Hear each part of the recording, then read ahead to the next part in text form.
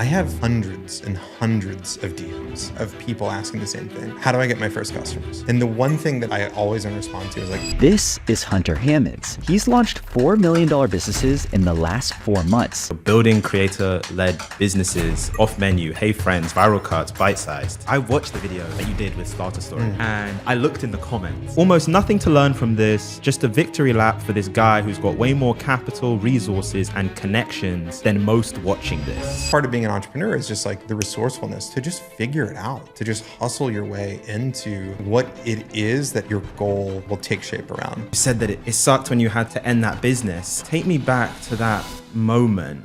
I can tell you exactly what it was. I hired this VP of engineering that was an absolute dickhead. He looks at me and he's like, every time I ask you for something, you tell me no. And he sets off and he's like, you're a fucking vendor. I'll talk to you however I want. I'll say whatever I want. You're a fucking vendor. You do what I say. It was that moment where I was like, I never want to get to a point where a customer, a single customer, ever has an ounce of power over my decision making, ever. When people are asking like, oh, how do I make 10K a month? Those probably aren't in the first 4 thoughts that they have when it comes to making an AD. You know how you make 10K a month? Deliver a really...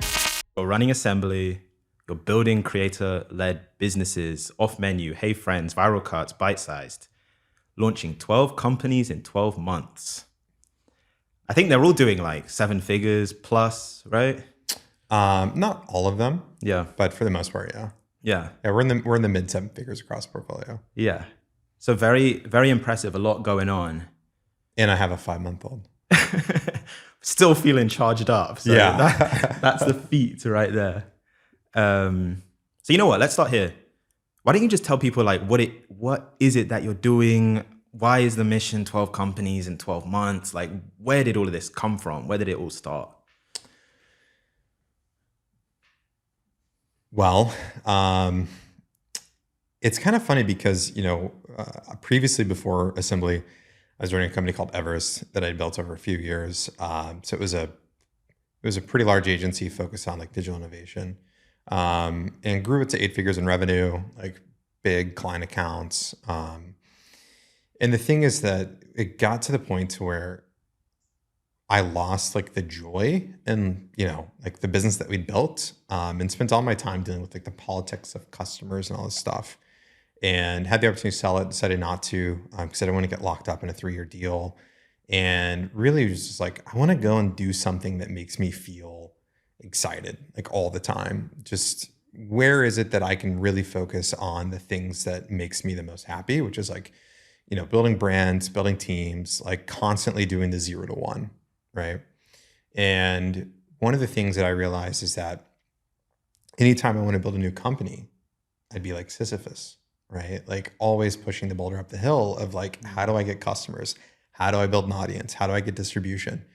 And that was something to me that stood out as like, if I look at the toolkit that I have as an entrepreneur, like that's like the big thing that's missing, right? And Sahil Bloom and I had been close friends for a while, constantly had been trying to find something to work on together.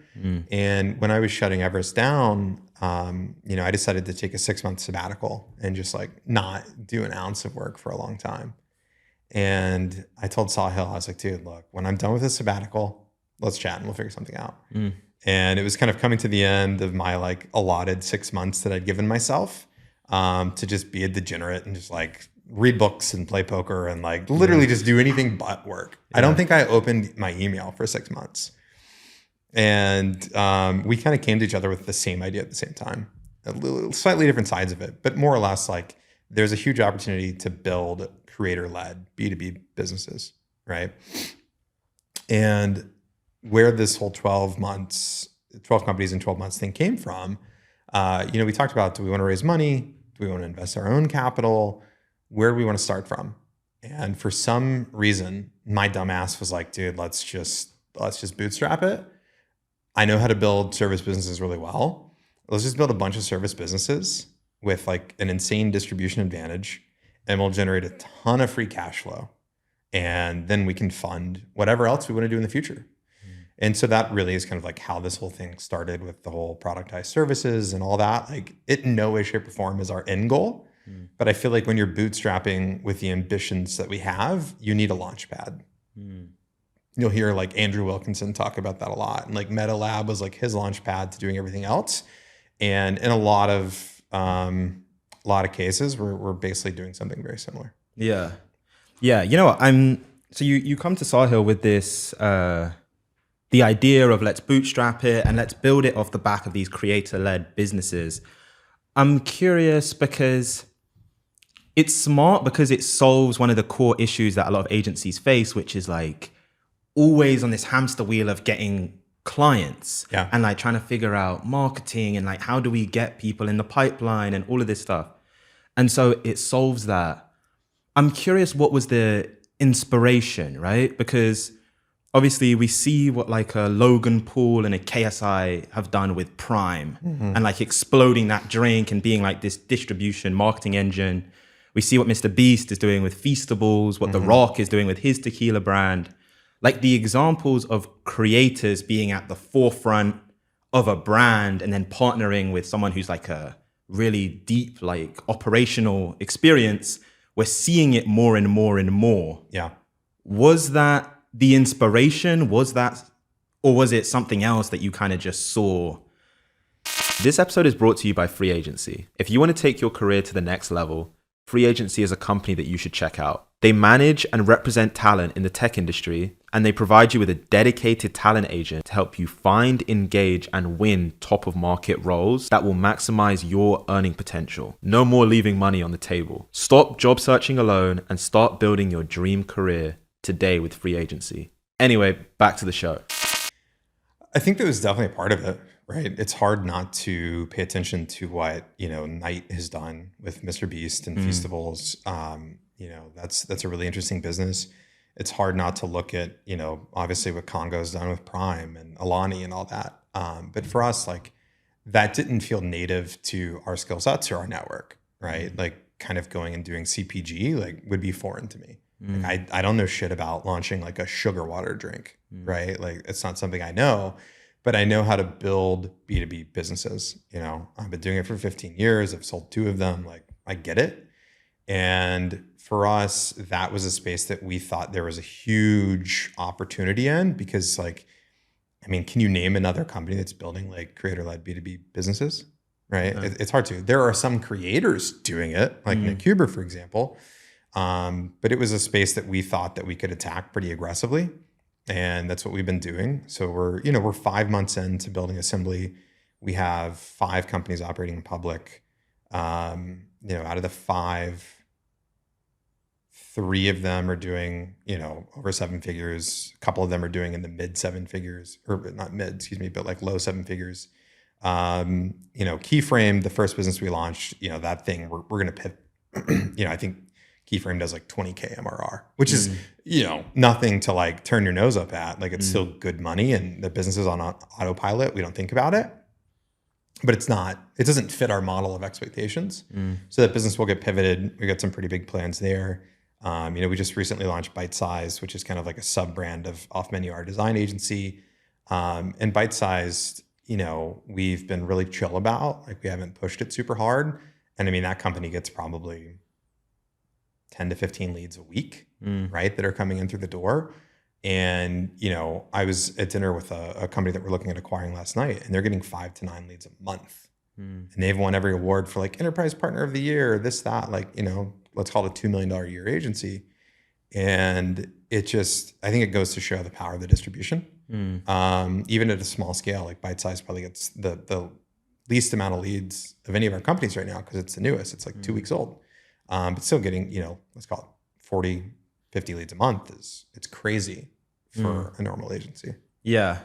You know what I find interesting, something that you said, obviously that you and Sahil were like close friends and good friends before any of this, like before working on a business together. But there's a distinction, right? There's a distinction between a friend and a business partner. And actually, if you speak with a lot of people, they'll say, I do not want my friends to be, I do not want to be in business with my friends. Like that is nightmare. I do not want to do that.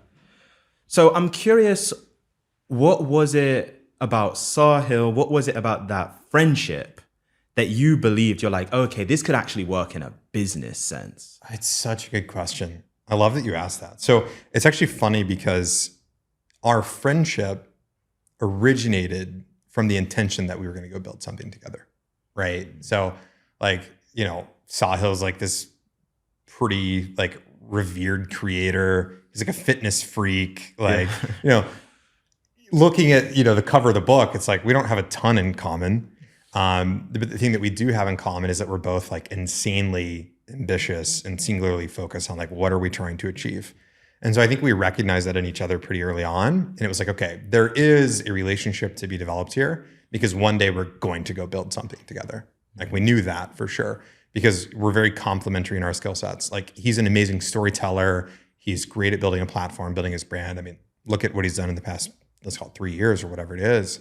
And I'm solely focused on how do we build operational excellence? How do we build great brands, right? So it was a very complementary mesh of skills, and we just needed to find the right way to put them together.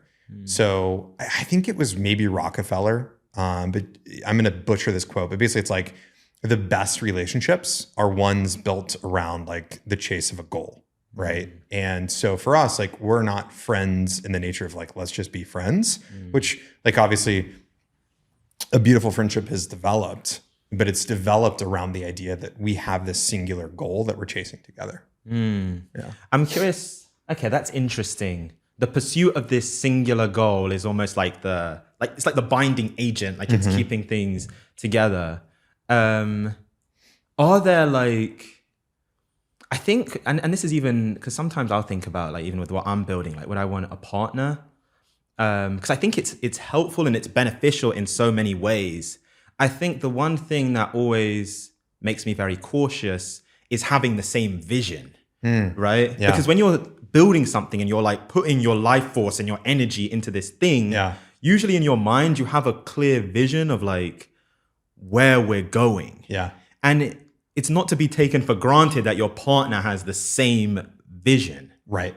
So are there any, as you guys have been working together and like building this, have there been like disagreements or like little... No. Just... No. Really? Yeah. So the singular vision that we have, and this is kind of tongue in cheek, we joke a lot about a ranch, right? Like both of us are like, I want a ranch. Like I want like a giant ranch in the American West, like for my kids to roam free on. I want some cows, like some farming, like I want a ranch, right?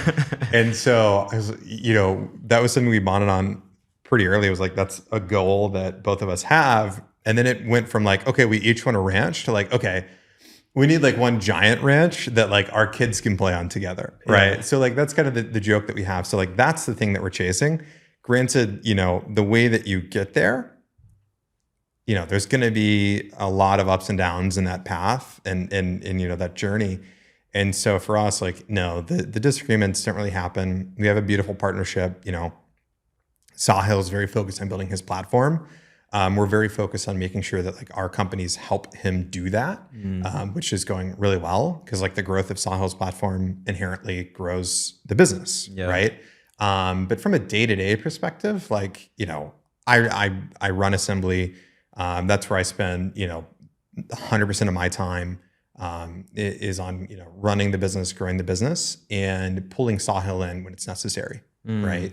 Which is really like, if you have access to like what I would argue is, Sahil's probably one of today's like best storytellers and like creative thinkers. Why would you not want to be able to tap into them to help use that to accelerate the growth of the company?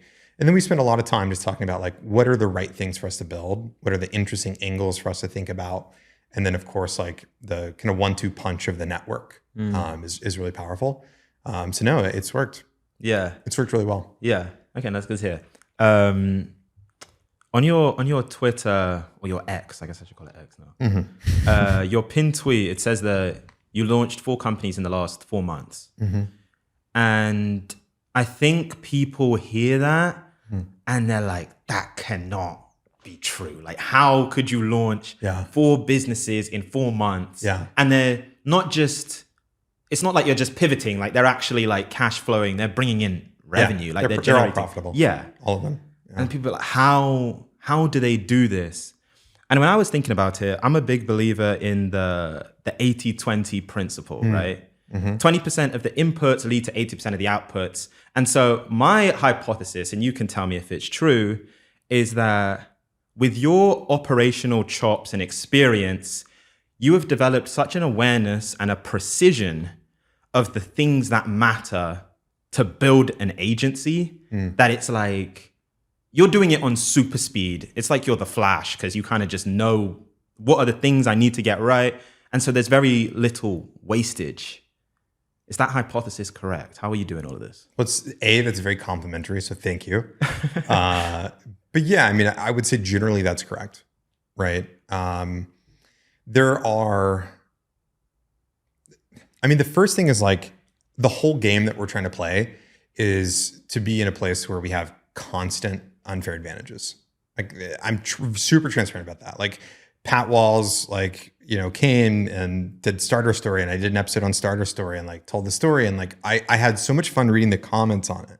I think that thing has like 50,000 views now, which blows my mind. Yeah. Because like 6 months ago, I was super private. Yeah. And now I'm like doing stuff like this. And it's like, it's kind of weird to me still. Yeah. But, reading the comments, people are like, there's nothing to learn from this. Like, I don't have that network, or I don't have this, or whatever it is. And it's like, that's the point, right? Like the thing that you can learn from this is like, it just takes years. Like I've been operating and building businesses for 15 years. Like I'm 33 years old. I started my first business when I was 18.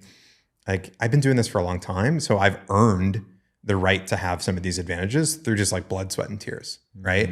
And the whole point in building any successful business is that, yeah, you want to have moats, right?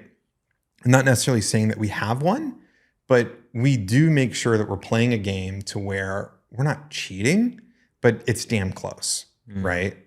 So that's the first thing. Like, it's very uncommon for an agency to be able to be built so quickly and then have the kind of go-to-market that we have. And so that is a specific unfair advantage that we designed that we want to continue to exploit as many times as we can. Why wouldn't we? Right? Like if you're given the opportunity, of course you're going to do that. And so we are trying to make sure that like the deck is stacked in our favor by design. Right. And if that makes some people uncomfortable, like, I don't know what to tell you. Like that's how capitalism works. Yeah. Right. But at the same time, like we want to make sure we're in a position to play like positive sum games. And so one of the things that's allowed us to move so quickly is that I started Assembly with a team that I'd been working with for years. Like guys that like we have shorthand. Like I know how they're going to tackle this thing. They know how I'm going to think about it.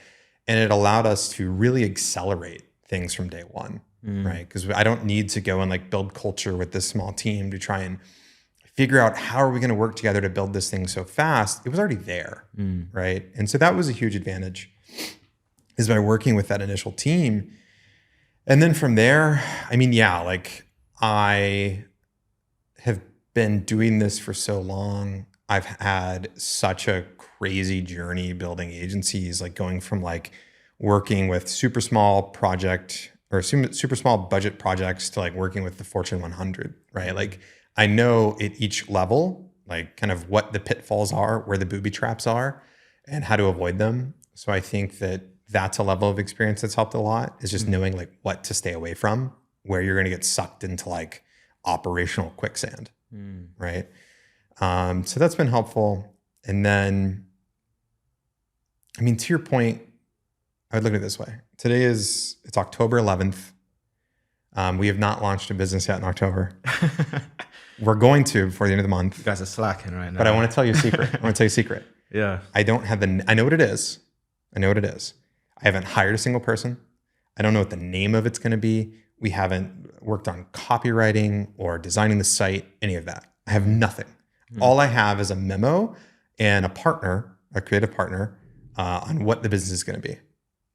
Between now and the end of the month, we will do all of that and we will launch the business. Okay. That's insane. I think it's kind of crazy to say it out loud sometimes, right? Yeah. The reason why is because now that we have, 5 kind of operating companies, I think we're somewhere like just now hitting about 70 people across Assembly. So we have a pretty big team. we're looking at what are new opportunities to where we can build companies that are kind of like vertically integrated into our existing stack, right? So the next thing that we're doing is in podcasts. You and I've talked about it offline. And for that, like, well, I already have, like 40 video editors, right? I already have a huge recruiting pool for video. I have all the SOPs in process for like quality, managing this, managing that, whatever it is. So when I build a new company, in essence, you could almost consider that it's a reframing of an infrastructure we already have, just pointed at a new niche and a new kind of problem that we're solving with it.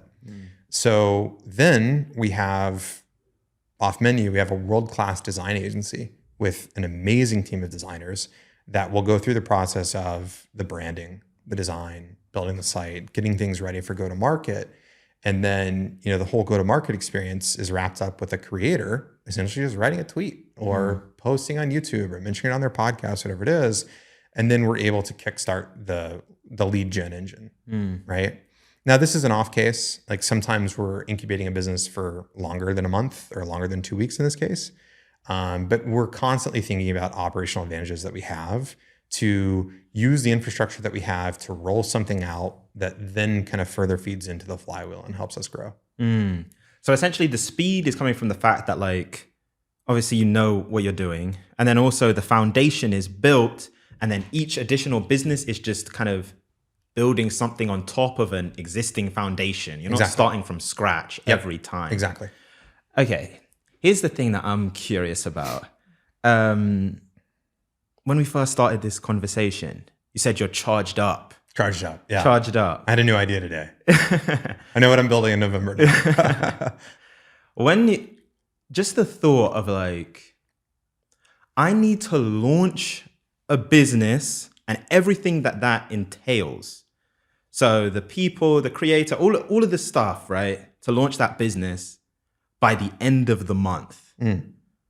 Does that not induce like some level of anxiety? No, not at all. Yeah, Why? that's like, I feel like a kid in a candy store all the time, right? Like I'm literally getting to do the thing I love most, which is work with exceptionally talented people and think about what's the next thing that we're going to build and just do it. It's a constant act of creation. And then it goes into the game of like, okay, we have these leads. How do we convert them to customers? How do we make our customers super happy, deliver great work so they talk about us and we get referrals? Like it's constantly chasing continual growth, solving new problems, building new things. It's just the best. And the cool thing is too, like off menu, like our design agency, well, that powers the design of every new thing that we do. So every time we launch a new business, we also add a new case study. We had a new thing for this business over here to talk about, right? Or we add a new offering that we can introduce to existing customers, right? It's very common, like we have customers for off menu and viral cuts, for example. And then we launch Hey Friends and like, I want to do YouTube. And they become a Hey Friends customer, right? So it's becoming this machine that's constantly feeding into itself, which is pretty incredible. Yeah, it's an ecosystem. Yeah. Okay, no, that's interesting. That's interesting. You know what I like that you brought this up, which is I watched the video that you did with Starter Story, and I looked in the comments. Yeah. And I actually wrote down the exact comments. And you know what? I want to give the right context to this because if you go on that video and you scroll the comments, the majority of them, the overwhelming majority, are positive. Yeah. They are positive. But here are the negative ones. Yeah, okay? Let's do it. Okay. So almost nothing to learn from this, just a victory lap for this guy who's got way more capital, resources, and connections than most watching this. That's number one. Okay. Number two, I'd argue that this isn't a starter story. He knows exactly what he's doing and has tons of experience in the past. Not as much useful nuggets for me as a beginner. Number three, no one actually believes this, right?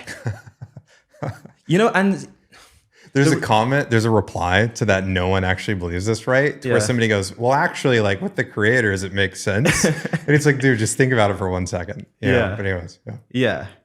You know what? I think And it's interesting how you put it, which is like, your kind of aim as an entrepreneur, as a smart business person, is to build unfair advantages. 100%. I think it's something that actually Peter Thiel talks about, which is like, their aim is not to be in competition. No. Like we kind of evangelize and romanticize like competition in these competitive markets. The best business is that you don't really have a competitor. You're kind of almost like one of one, I think is the way that he puts it. Yeah, it is. You have unfair advantages, you have moats. And so I think like there's a bit of bitterness and like saltiness, I guess, for what you've built, but there is a value. There is a value in what you're doing right now, even for the beginner, for the person that doesn't know a creator or doesn't have the operational experience. And I think it is the experience part of it. Yeah. And it's what we spoke about, which is like the foundation. Because I think there's a lot of people out there that are trying to start agencies and it's just not working.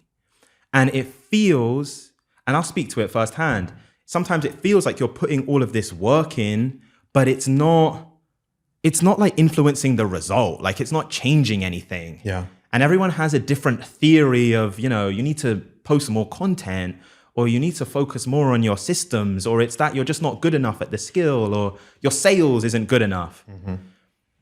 And so I think a really interesting direction for this conversation is let's take all of those people and let's give them what they want. Okay. Which is the beginner, like, how can I get started? Like, what can I take from this and his foundation? Yep.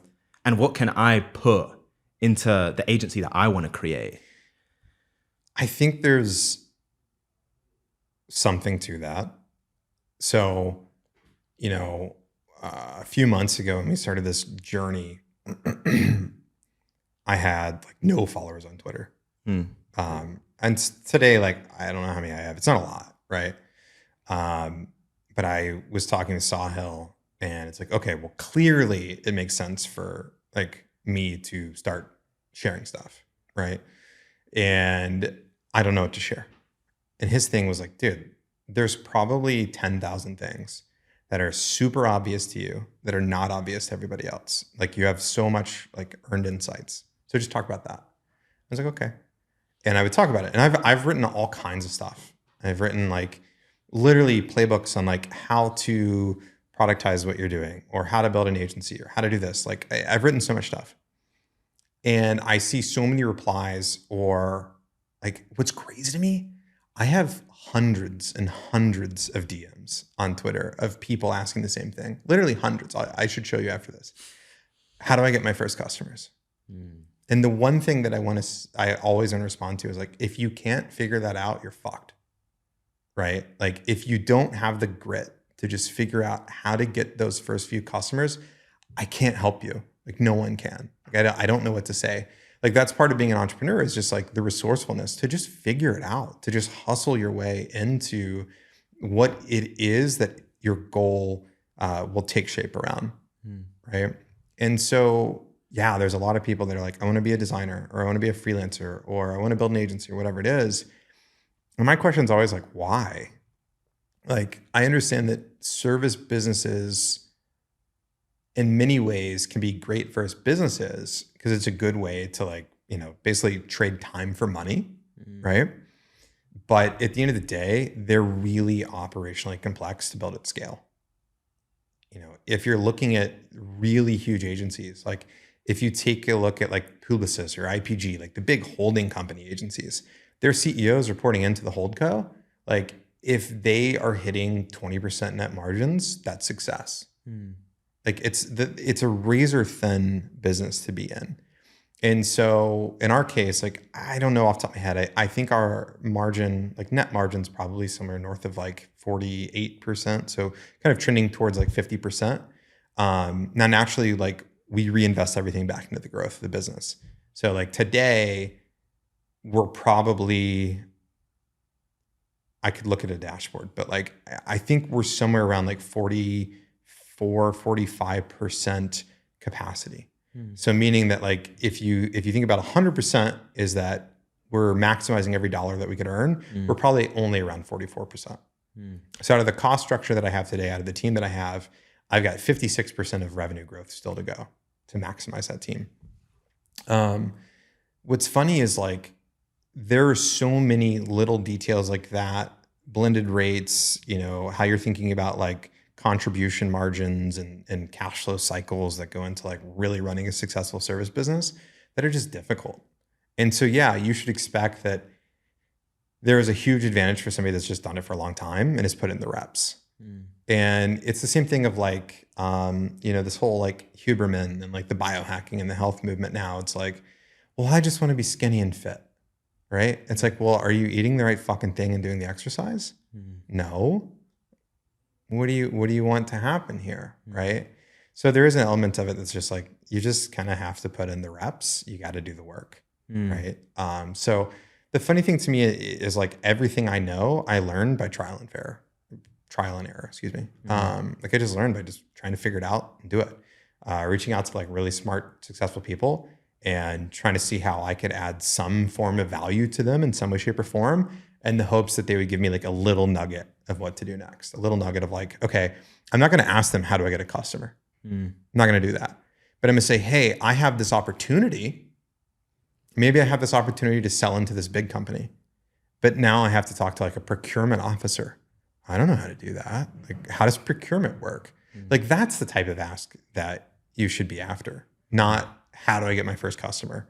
Or like, I get a lot of messages that's like, how do I connect with a creator? Or like, how do I get a creator to like help me with my business?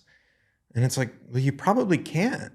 Like, truthfully, like, because you're taking the wrong approach. Like in our case, especially with like, Sahil being my co-founder, like, there's no sales process for us to go and talk to like another creator and be like, do you want to build a business together? It's just a matter of like, does it make sense? So really it's us spending time with friends and saying like, is there a fit here for us to do something interesting together to where we feel like we can find product audience fit with the right business and your audience?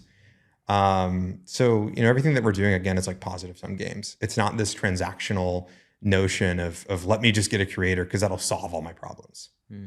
Well, actually, that would probably hurt, because if you were successful in getting a creator to point that attention at your business, you probably don't have the operational expertise to like make things work at that scale. Yeah. Right. So I don't know. It feels to me like comments like that and this whole idea of like, I want it fucking spoon fed to me. Like, I want somebody to tell me how to do this. I just think is a bad approach and isn't going to lead to lasting success for most people. Yeah. And you know what? It's like the information is so ubiquitous. And I feel like the way that it's framed as well, and we all do this, anyone that posts content, anything educational online, it's like, here are the simple steps you need to follow. It's like, just plug these in. Where's a course? And, where's a course that teaches me how to do this step by step? Yeah.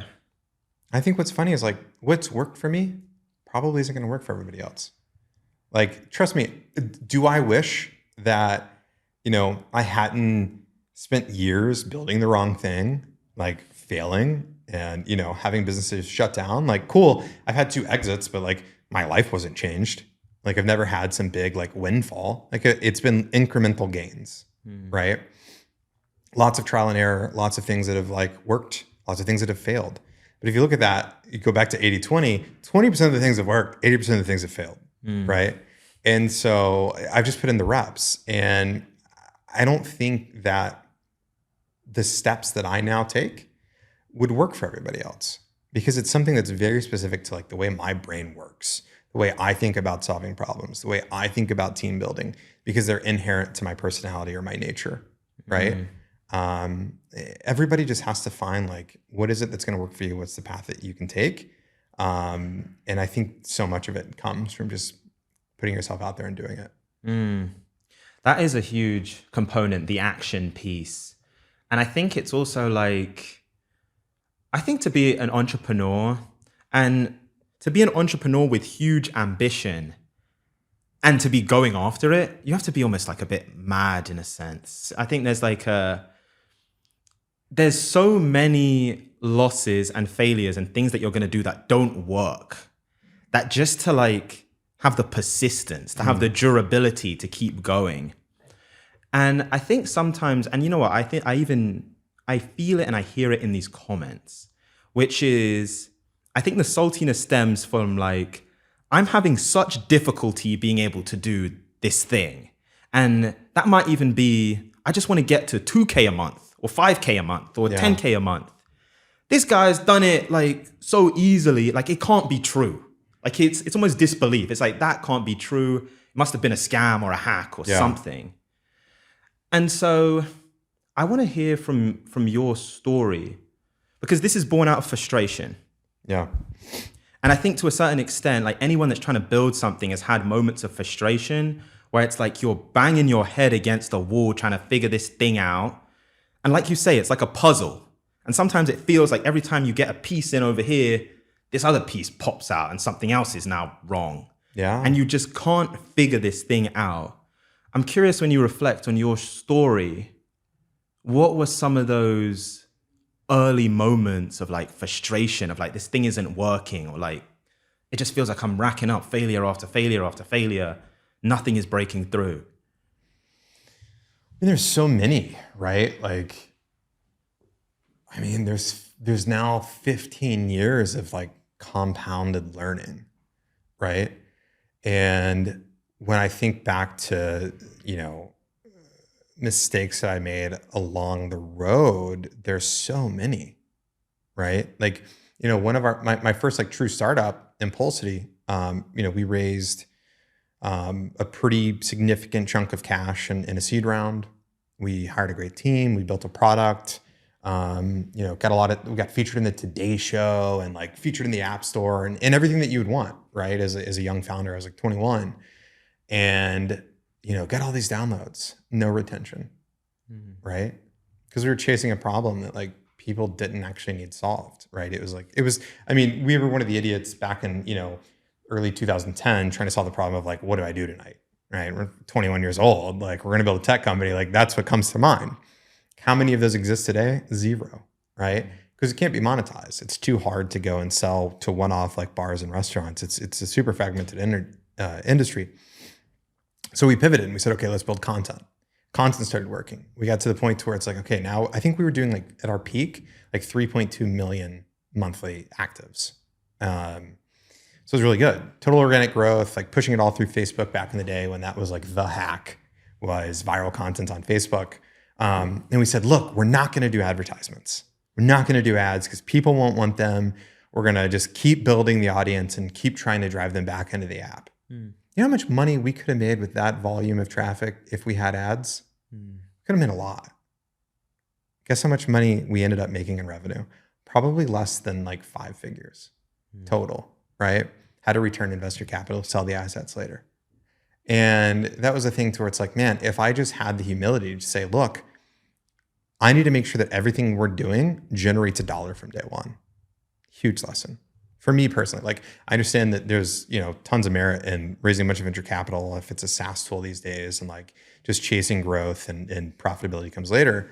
But, back then, I was 21, I didn't have the right mentors to like help point me in a direction. I had a board of investors that didn't do shit, right? I had like literally no value in how do we actually help grow this company.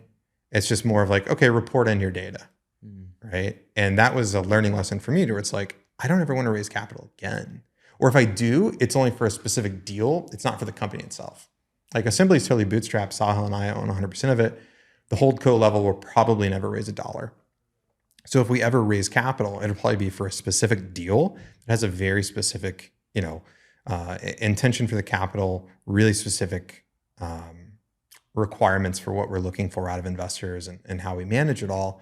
I don't intend to ever raise $1 to fund a company again. I think that's something that I learned. And, from there, once you get in that headspace of like, everything I want to do, I need to make sure that it is profitable from day one. You then take on a totally different lens of how to build a business. Right. And that was what led me into like servicing. Like, how do I build an agency? How do I build services? How do I do consulting, whatever it is? When I was in my early 20s after my first startup, I was a designer. And so I'm like, okay, let me just do design. I'll freelance design. But I didn't want to manage like tracking my hours because I wanted to travel. I wanted to have fun. Like, I didn't want to do that. So I said, okay, look, I'm going to charge $7,000 every 2 weeks for every customer. So 14 grand a month per customer.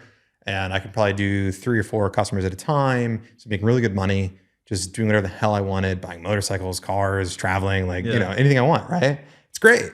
So like, I was productizing myself as early as, 2013. So it's something I've been doing for 10 years. When you're doing that, you have a really good playbook built over 10 years of experience of like, okay, here's how I'm going to interface with customers. Here's how I'm going to manage, the work that needs to be done. Here's how I'm going to deliver it in an async format. And you start over time to build up a preference of like, I really don't like meetings. I really prefer async work, right?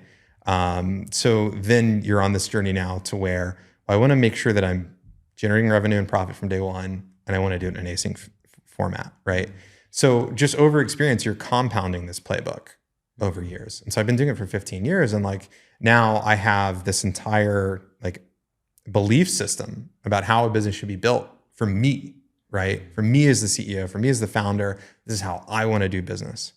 And it's what I call calm aggression, right? Is the way I like to look at it. And so I'm always talking to my team about like calm aggression. And what I mean by that, the Navy SEALs have this saying that I love, most people are probably familiar with it these days, but like slow is smooth, smooth is fast, right? And it's the belief that like these frantic, hurried movements lead to too many mistakes and imprecision. And it takes longer to actually accomplish what you're trying to accomplish. Or you can have really calculated, slow, smooth, deliberate decisions that lead to high amounts of precision, and you're able to accomplish something much faster, right? And so the way that we talk about it internally, if you imagine like your average like workday at a company, like let's say you come into the office or you log on remotely and you have a couple priorities that you're really focused on. You're like, okay, today I'm going to do these 3 things. This is like my day. And you kind of get into it, but then you have your morning meeting. You got to report status of what's going on. Okay, so that distracts you. Sit back down, focus again. I want to tackle this big item. This is my first priority of the day. Oh shit, I don't have enough information. So let me Slack this person or let me send this email. Okay, now we got to hop on a quick call so I can better understand the context of this thing. Before you know it, you've been context switching for hours. Your brain's fried. It's hungry for dopamine. So you're on Twitter, you're on Facebook, you're on YouTube, whatever it is, and you've lost another hour. Then it's lunchtime. And then before you know it, it's 3 p.m. and you've wasted your whole day. You haven't made any real progress. And now you feel guilty and you're like, okay, I'm going to focus for 2 hours. So maybe out of the day, you get 2 hours of focus work. You've made a tiny amount of progress on key priorities, right? That's like the average day. It doesn't compute for me. Like, sure, maybe it's like busy work. You feel like you're doing something, but what are you actually accomplishing, right? And so for us, like, we practice a culture of like long form writing, right? Like, if I showed you the length of some of the memos that our team writes to update on like, hey, here's what happened last quarter. Here's what, I think we need to focus on for this, or here's this objective, whatever it is, it's long form writing. And then it's like, okay, I want you to record a Loom video too, talking me through this document and giving me the additional context so I can watch it in my own time. And when anybody has something that they want to work on, there's a document, there's a memo that has everything laid out, every bit of data, every bit of context that you need. And one of the greatest things about these memos is they're a forcing function for critical thinking. They're a forcing function for as I'm going through, and it's like, okay, I need to talk about what's going well in this business, or what this new strategy that we want to implement is. Because I'm writing it out in long form, I'm thinking through the challenges. I'm probably, hopefully, solving a lot of them just through this process and in writing. And then I'm opening that up for another team member to take a look at and provide their thoughts in long form. And everything lives in this document. So I don't need to Slack team members and ask them questions or get context because I have this. Or I know that, everything's transparent, everything's shared openly. Every meeting is recorded, and here's a database of all of our meetings, of the few that we have. So if I need something, I know exactly where to get it. I'm able to start my day, focus on a priority, dive straight into the work, get into a focus zone, and stay there, right? That's one of our biggest secrets of how we move so fast is we create more opportunity for focused work to practice calm aggression, to make sure that my day to day is calm, it's focused, I have everything I need at my fingertips to get this done. And through that, I'm able to be absurdly aggressive about the pursuit of this goal, right? And again, like that's one of the things that works for us. So to the point of like, you know, what led me down this path, it's just a ton of mistakes. It's a ton of trial and error. And it's a ton of little tiny incremental changes and improvements to my process, my belief system of how companies should operate that's led me to where I am today, that at this point in time works specifically for me, for what I'm doing. Might not work for everybody else, right? And so, yeah, I mean, you take that, you add in like some unfair advantages. It's something that for us is like a machine. It works really well. But that doesn't mean that like you can take those lessons and apply them exactly to what you're doing. I can't give you a 1, 2, 3 formula of how to achieve an outcome, but I can be totally transparent about what we're doing. And if there's some piece of it that you're like, oh, I love that, or like, I want to try implementing that, then do it. But don't take it as dogma, right? Just be influenced by it, experiment with it, iterate on it, make it work for you. And I think that is the trait of a great entrepreneur. That's the trait of a great founder. People that want it spoon-fed, that want these like, I'm going to buy courses and I'm going to learn these 1, 2, 3 steps from somebody else that's done it. It's not always going to work for you. And you're then trying to fit, you know, a square peg into a round hole. And I don't think it's going to help you make real progress. You know, I love that. It's actually, and I definitely, when I was younger, especially, and I've always loved like studying people that have achieved success, especially if it's in a domain that I like. And I do think in full transparency, a part of the appeal is like, can I just learn? It's like a student mindset. It's like, can I just learn everything that they did? And then maybe if I just follow the exact steps, I'll get the exact result that they did. And I remember seeing this clip from Kobe Bryant, and he was talking about success and like his success. And he described it like a puzzle. And he's like, everyone needs to figure out their own puzzle. Yeah. Like you can do exactly what I did. You will not end up where I am. Exactly. And I actually think that's like a key realization because it changes what the first question that you ask someone. Like if someone was sitting across from you like I am now, it changes the first question that I should ask. Because say that my goal, and I think a lot of people have this right now, which is the productized service is kind of like all the rage. Like it's just such a cool concept of like, could I productize myself and my skill set? And now instead of working for like an employer and having no freedom over my time, it's like, it's all on me and I kind of build a system that works for me. That's the appeal. And so people want to know, it's like, and I was even going to ask, how can we get like how can I build a productized service and get to 10K a month? That's actually the wrong question because that's back to the mindset of like, what are the steps that I follow? I think a better first question is, I have an awareness of what my skill set is. I know what I'm trying to productize. What is just the first thing that I should do? Like if I'm just kicking off the process of me figuring out what is my unique puzzle, like where do I begin? Where do I start? What is step one? Well, I think, you know, the step one is always like, it's a game of answering a question with a question, right? Well, what is the unique thing, right? What is it that you think you can do better than, let's say, 80% of people, right? Well, there's your unfair advantage. You're already better than most. Okay. How do you then take that and translate that into demand? How do you translate that into an offering that the ideal target is going to be like, oh, I need that. And then if you're able to do that, how do you get in front of as many of those people as you can? And then there's this whole avalanche of other steps, right? It's a snowball effect of questions. Okay, how do you service one person? Cool. How do you service two? And then how do you service three? If you're doing this as a solo productized founder, How do you take a vacation, right? How do you build this system for yourself that works? And so I think as you think through those steps, every person is going to have something that works specific to them, right? Like you might be able to, I'll use design. You might be able to design a website in 5 days. It's pretty quick. Well, what if somebody can do it in a day, right? The process is totally different for each of you. It takes you 5 days, it takes them 1. Well, because it takes them 1, they can handle 5 times as many customers as you can because they're 5 times as fast, right? So there's so many variances in all of this to where it all becomes so specific to the individual. So I think the first question is always, what is it about you that is unique? What is it about you that gives you an advantage over everyone else in the market? And then how do you tell that story in a way that's compelling to customers? And how do you get in front of as many of them as you can?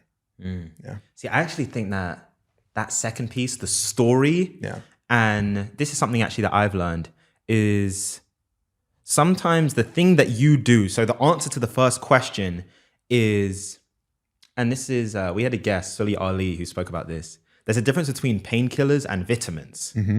So a vitamin, it's like a nice to have. It's like a supplement. Like it's nice for it to be there, but you don't need it.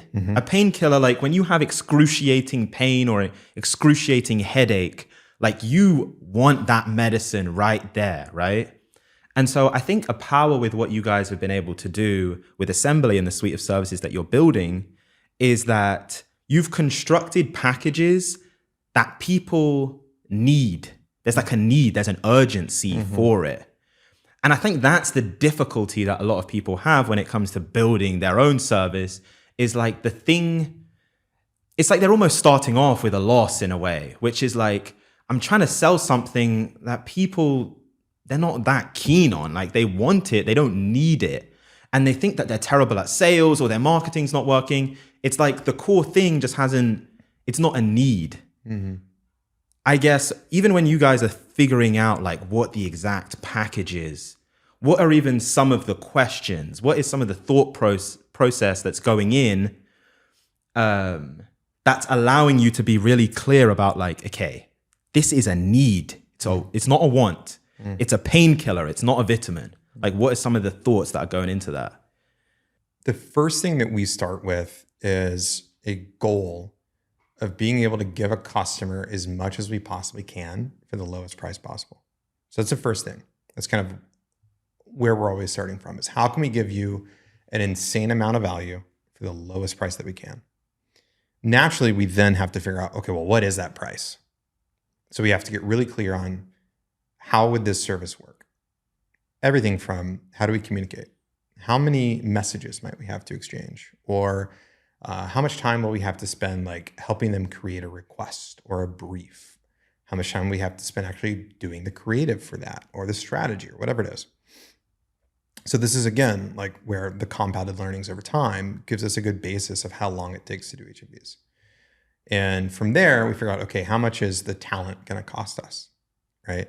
All that exercise leads us to a number where it's like, this is the dollar amount that we have to charge if we want this kind of a margin, which then, at a blended level over time gets us to this kind of, net margin for the company as a whole.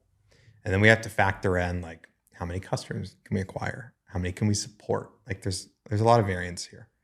Eventually we get to the point where it's like, okay, for us to provide as much as we can, we know that we need to charge, let's use Hey Friends. Like the creator package gets you, it gets you 6 videos a month on YouTube.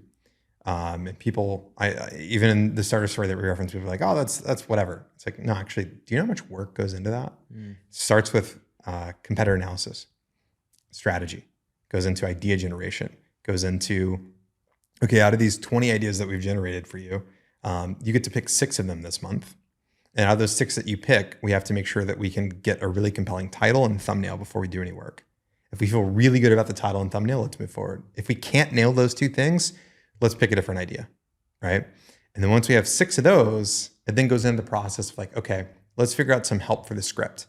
Let's give you like a sequence of talking points that's going to do really well conceptually, like theoretically, on YouTube. You record the A roll, right? You sit down, you talk to the camera, you record the A-roll, you send that back. We then have to edit the A-roll. And then we have to edit the whole video, going into animations and audio and all this fun stuff, and getting to the point to where we have a publish ready like video. So it's packaged. It has the full video edit. It has the thumbnail, the title, the SEO, the meta, everything for YouTube, right? So 6 of those in a month, $10,000. It's actually a crazy deal. So it's a fantastic price point. For us, you would lose money if you didn't manage that process perfectly, right? I literally just had this conversation 2 days ago with our team over there. I said, you guys are doing too many meetings, right? Period. Well, I really prefer meetings. I don't care.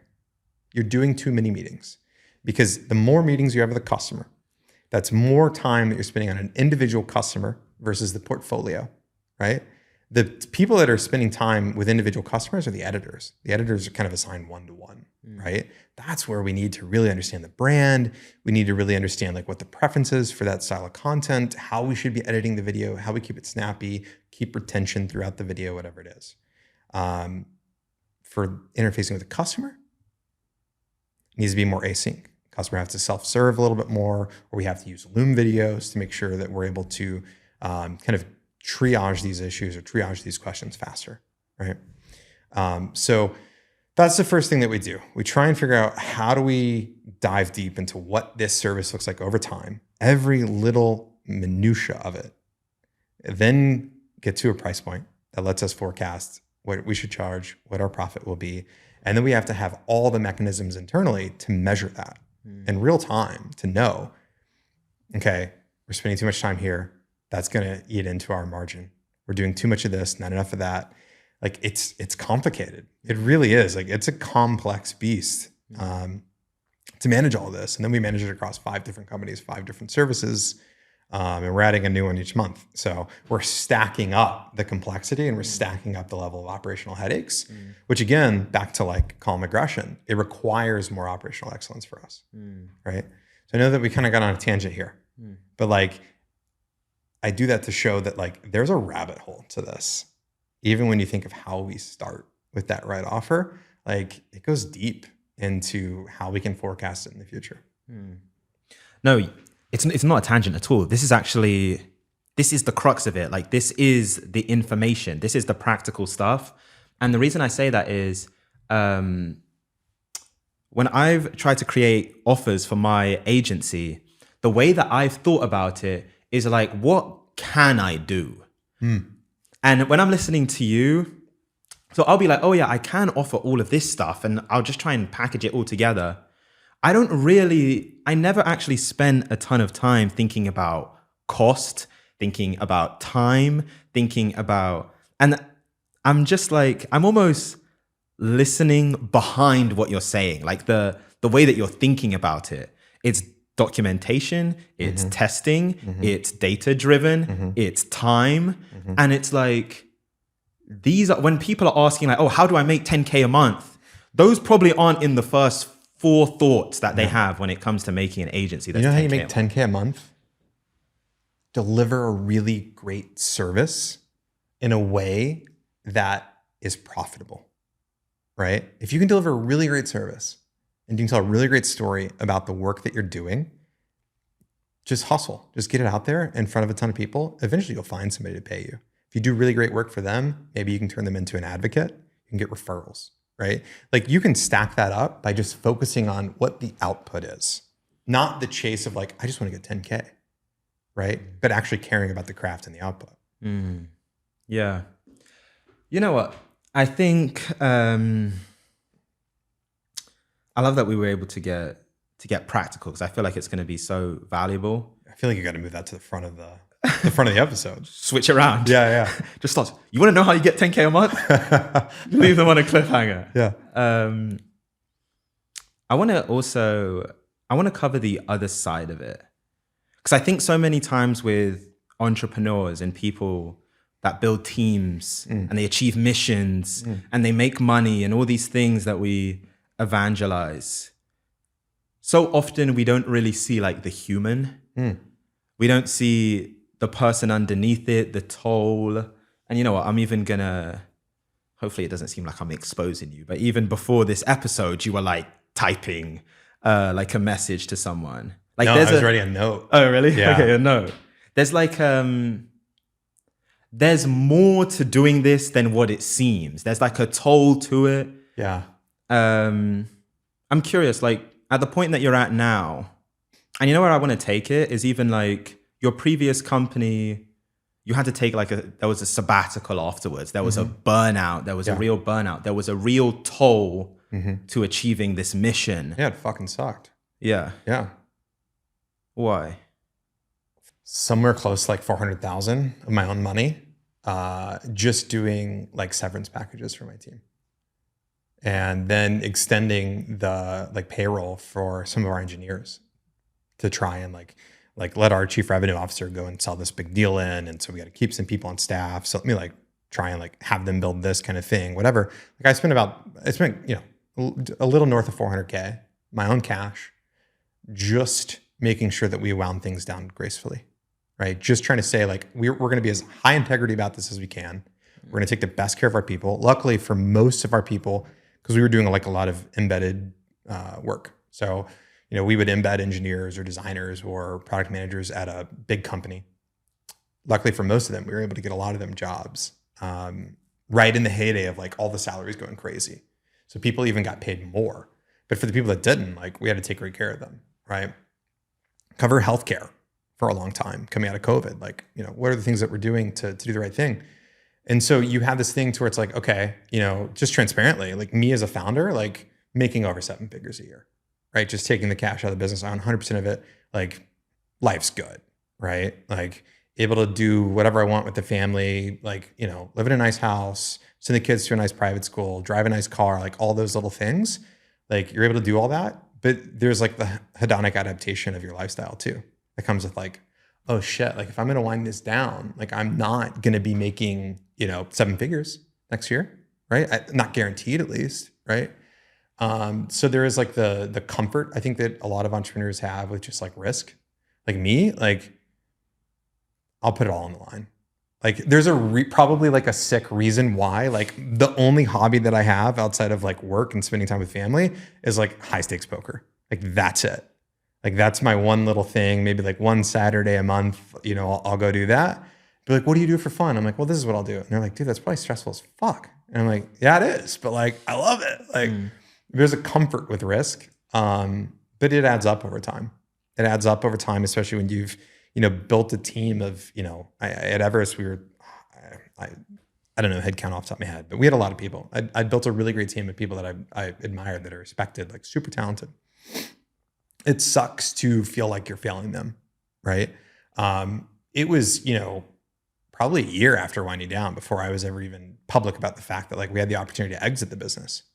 Now, in that scenario, like I was the sole shareholder, so like people wouldn't have made money, but there definitely would have been the opportunity for me to like bonus people. But then it's the key man risk of like being locked up for 3 years in an exit, because like the way that we get customers is me. The whole team, the way the process works, runs around me as the founder because I'm so involved in the business itself. Whereas today, like I have nothing to do with any like customer servicing, period.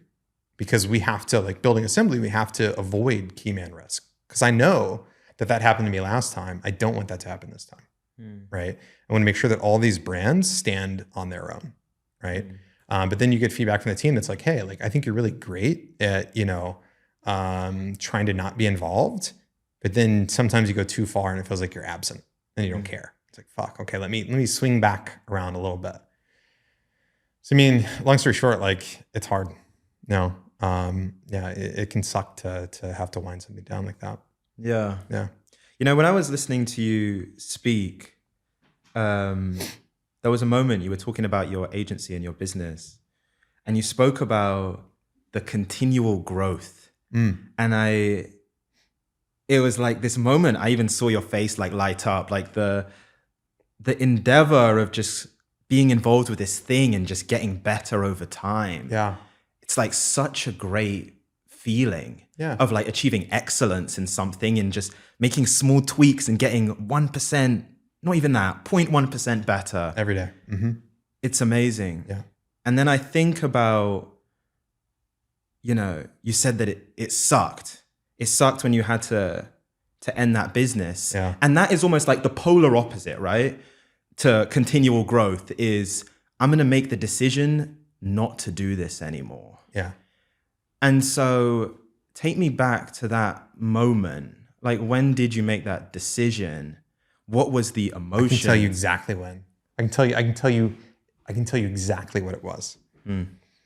We had, coming out of COVID, we'd sold into like a really large financial company. I'm not going to name names, and there's NDAs and all that stuff. But we were probably, just from this one company, probably doing somewhere around 6 or 7 million a year in revenue, just from this one customer. And we had a ton of embedded team members over there. Their internal culture was a nightmare. Super toxic. Our team members hated it. The culture that you work so hard to build internally, when you're doing a lot of like consulting or embedded teams, you lose control of it because your team members really are spending like 40 hours a week working for someone else, right? And then really what you're doing is just arbitraging the difference. So, the dollar amount that I'm being paid an hour for you versus what I'm paying you in your salary, I just take that. So it feels kind of shitty. You're losing the creative aspect of why you started this business in the first place. All my time gets spent just dealing with politics. Some phone call from some like irate VP about this thing that happened over here, and this like VP of engineering is like unhappy and like doesn't like this, and how can our team help? Well, that's not in our contract, so I can't help you. Like, it just became a nightmare of managing that, which is like, hats off to like consultants. People shit on consultants all the time, and like, granted, there's plenty of reasons why, but like consulting can be a really hard business just dealing with these issues, which is why they have so many account managers and stuff like that. But I flew out to San Francisco to kind of show face with customers. They were doing like, some pretty big like quarterly strategic planning that our team was super involved with. So we were basically leading the core initiative that they had to like rebuild part of their tech platform. And they'd hired this VP of engineering that was an absolute dickhead. Just like instantly you could tell was like not a great person. And we show up at our hotel, myself and my chief revenue officer at the time, and this guy is sitting with a couple of our team members, in the like hotel lobby bar, and you could tell he's kind of buzzed. I'm like, oh God, like I don't want to hang out with this guy, but whatever. We sit down, we start talking, and he's a little drunk and is kind of being an asshole, more or less, right? And says something to where he's like, he looks at me and he's like, every time I ask you for something, you tell me no. Every time I ask him for something, he tells me yes. So I'm only going to talk to him now. And I remember saying like, well, you have to talk to me. Like he tells you yes because like that's his job. He wants to make you happy. I tell you no because that's my job to make sure that like we're fulfilling the terms of our contract and that things are going the way they should. And he sets off and he's like, you're a fucking vendor. I'll talk to you however I want. I'll say whatever I want. You're a fucking vendor. You do what I say. And it was that moment to where in my head, all I'm calculating is like, I want to punch this guy in the fucking mouth right now. But if I do, I lose $7 million a year. Like what kind of a position is that? You know what I mean? So it was that moment to where I was like, I never want to get to a point to where a single customer ever has an ounce of power over my decision-making, ever. If you're not a great customer, I just fire you. I just say, look, it's not a fit. We don't want to work with you, right? It was that exact moment where I knew that like, I'm getting out of this business because it doesn't make me happy. Like the last year of running that business, like you would think that I loved it because I'm making money. I'm just like taking trips with my family, playing golf, like doing whatever I want, not really working on it. But as an entrepreneur is somebody that just wants to build things. Like my life's mission is to just build interesting things with people that I like find interesting and respect.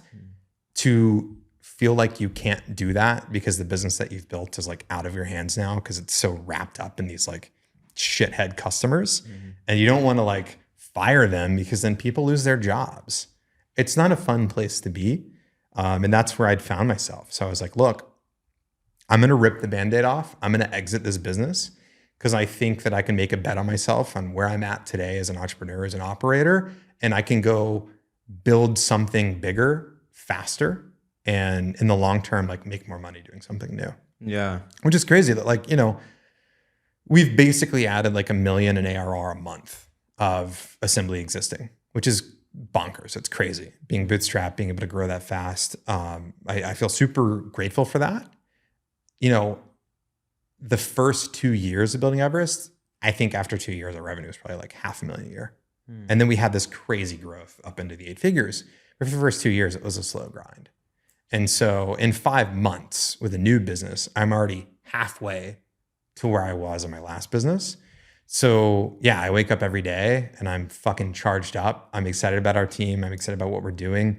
I'm excited about the growth that we have. And not a second goes by that I regret the decision to like wind things down. Yeah. As you were explaining that, I think the word that kind of came to my mind was almost like it's like handcuffs. It's like almost like golden handcuffs. Definition of golden handcuffs. Yeah. Yeah. I actually think that that's maybe not in that exact sense, but I feel like that's almost a human story. I was reading, for the second time, I was reading Bob Iger's book. Great book. Amazing book, The Ride of a Lifetime. And there's, at the end, I don't know the specific chapter, but at the end of this chapter, I think he gets promoted to like president of ABC or like some big promotion that he's been pursuing this thing for years. It's, it's been almost like on the mantle, like I want to achieve this thing. And he said something so interesting in that last paragraph of that chapter. He said, as one thing I've realized is that the second you get the thing that you want is when the hard work begins. Exactly. It's like as soon as you get the thing that you've been craving, it's almost there's a difficulty associated with it. And when I'm listening to your story, I hear that that's almost what anyone that's starting a company, it's almost what they would dream of. Like I'm making millions of dollars. I have like a big team. There's so many things that come with that, even like the ego, I made it, there's so much that comes with it. But there's like something missing and like the handcuffs are on. Yeah. I think that's a human story. And I think there's so many people, maybe not in that exact sense, maybe for them, they've got that job that they always wanted, but there's something that's missing. Or they're in that relationship, which is like, it seems like that person was the perfect person that they dreamed of as a child, but like the romance is missing, or there's just something that's not there. And I think so often when you're in that moment, you've sunk in so much effort, so much time, so much resources, so much of your emotion, of your spirit, that the most difficult thing to do in that moment can be to like peel yourself out of it and see 100%. The pathway, right? Like, how do I get out of this company when I have all of these employees, I have these contracts, I'm making a ton of money? Like logically, it doesn't even seem like it makes sense. Right. I'm curious for you, like, was there a struggle? Was there a moment where it almost felt like hopeless in the sense of like, I can't peel myself back from this. Like, I can't remove myself from this. Like, I've spent so much time building this. Was there a moment like that for you? No, honestly, no. I mean, I think one of the reasons most of us get into entrepreneurship is that we want to be in control, right? Like we want to kind of design a lifestyle for ourselves that we are the real captain of, right? And when I felt like I gotten to the point that wasn't the case anymore, it was really clear that the trade-off wasn't worth it, right? Like I wanted the autonomy. I wanted the control. I didn't want to have to constantly feel obligated to answer this phone call from some customer because they have a problem and they're on the West Coast, but I'm at dinner with my family. And if I don't answer, then we're not giving them the proper service and they're unhappy. I don't want to live that way, right? Again, very specific to the situation that I was in. But yeah, for me, it was just, it's time to step away from this and it's time to go do something new. And fortunately for me, like I said at the beginning of this conversation, like I was able to go do something new with people that I'd worked with for years, right? Like the definition of long-term games with long-term people. Like, okay, let's go build this new thing together. And you guys had the trust in me to know that like they worked without pay for like 2 months. It's like, look, fuck it, we're down. Like, we trust that you're gonna figure it out. Like we trust that we're gonna make this happen somehow. And luckily, we did. But yeah, no problems feeling myself away. Because I want to stay grounded on like what is true to me. Like life is fucking short. Like at the end of the day, like I freak out every day. I'm like, man, I'm like, of your active years, I'm like halfway through now, right? Mm-hmm. Like, ooh, like I really got to get that big success. I've got to get that big unlock that allows me to, spend the rest of my life only doing the things that I enjoy. Mm. And so today, like, why don't I build a lifestyle that's as close to that as possible? And that's kind of where I'm at. So, I mean, it feels better to stay true to yourself and what you want long-term than like chasing like some monetary outcome. Yeah. You know what, as you were saying that, I was thinking like, that's the reason I created this. Like that is the mission of this podcast, that I believe that everyone out there, so many people out there have a bet that they're not making. They have something in their mind, or like, this is actually what I want. But maybe it's like, it's a lack of confidence, or it's not just feeling like they're in the right situation, or just feeling like afraid. Mm-hmm. They haven't made the bet yet. And what you just said, which is like, the life is short, it's short. Like you can't take this for granted. And like, even being in a city like New York, this is a crazy place. Yeah. Like, you don't know what's going to happen. And there's a comfort in just knowing that I made the bet. Mm-hmm. Like, I made the bet on myself. Like, I had the courage to go for the thing. And that was my story. And I was like, everyone that sat in that seat, their story, they achieved so many things, so many trials and tribulations. But at a certain point, it was just that simple. They just made the bet. It starts there. There's no greater feeling than knowing that you did the right thing for yourself at the right time, right? There's nothing better than that, than the self-satisfaction of being like, I stayed true to what I want, right? Obviously, hopefully that's like the morally right thing and it's not a shithead thing to do. But yeah, I mean, there's nothing better than that. Yeah. You know what? Here's where I want to end. Earlier, you said, we were talking about your relationship with Sahil. And you spoke about the ranch. Like, we joke about the ranch. Yeah. I feel like so many people have their version of the ranch, right? Like, when I think about the ranch, it's almost like the FU money. It's like, it's getting to that point where it's just freedom. Mm-hmm. And it reminds me of something that Naval Ravikant said, which is like, the only way to win the game is to exit the game. Mm-hmm. Like, that's the ultimate objective, is that you're not playing really by any rules. You just kind of exist almost in your own, like you're doing what you want. Mm-hmm. There's nothing encumbering you.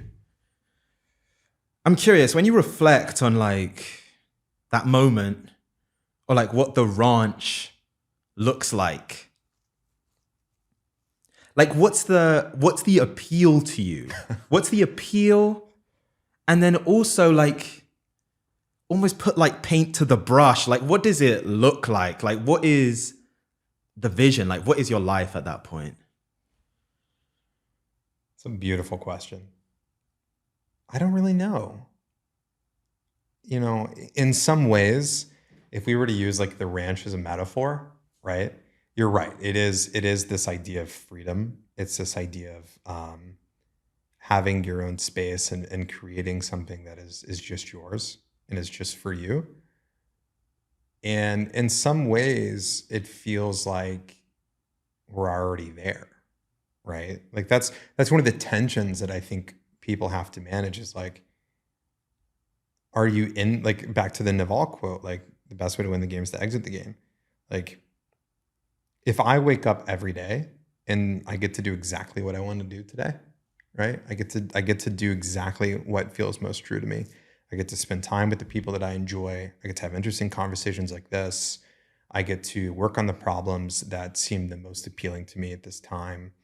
and I get to go to bed knowing that I made good, moral, like high integrity decisions all day, that's kind of a dream state already, right? Like life's okay, you know?